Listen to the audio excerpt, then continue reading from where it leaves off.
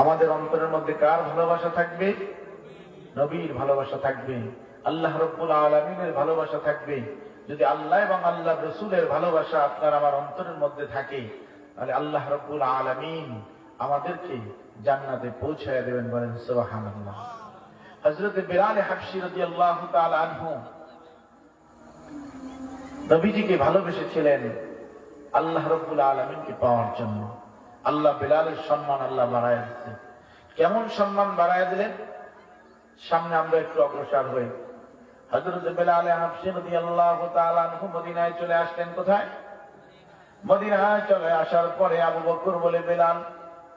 ওমর ডাক দিয়ে বলে, ভাই বিলাল, একটু আযান দাও, তোমার মধুর কণ্ঠের আওয়াজ শুনে একটু অন্তরটা আমরা প্রশান্তি লাভ করি। বিলাল বলে, না না, আমি আর কোনদিন মসজিদে নববীতে আযান দেব না। মদিনার মসজিদে আমি আর কোনদিন আযান দেব না। সাহাবায়ে কেরাম চিন্তা করলেন, আলোচনা করলেন। নবীজির কলিজার টুকরা হযরত ইমাম হাসান হুসাইন, কই নবীজির কলিজার টুকরা ইমাম হাসান হুসাইন যদি বেলালকে আযান দিতে বলে, বেলাল না করতে পারবে না। হযরত ইমাম হাসান হুসাইনকে ডেকে আনা হলো। বলতেছে, বেলাল মদিনায় ফিরে আসছে, একটু আযান দিতে বলেন। হযরত হাসান হুসাইন বলে, রে বেলাল, আমার নানা দুনিয়া থেকে চির বিদায় নিয়ে চলে গেছে। আমার নানার ঘিরান বিলাল তোমার কণ্ঠ থেকে পা। তুমি যদি একটু আযান দাও রে বিলাল,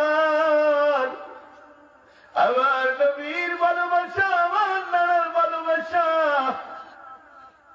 অন্তরে পাবো। আমার নবীর ভালোবাসা কিছু হলেও আমার নবীর ঘ্রাণটা একটু আমরা গ্রহণ করতে যাই।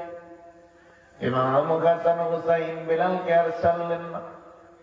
হযরত বেলাল হাবশী রাদিয়াল্লাহু তাআলা আনহু বলতেছে, হাসান রে, ও হুসাইন, আযান দিব। কেনে আযান দেব রে? যেই নবীর জন্য আমি বেলাল আমার জন্ম, যেই নবীর জন্য আমি আযান দিতাম, এই নবীর দুনিয়ায় বেঁচে নাই। আমি কি দেখে থাকবো? আমি কিভাবে বাঁচবো রে? যেই নবী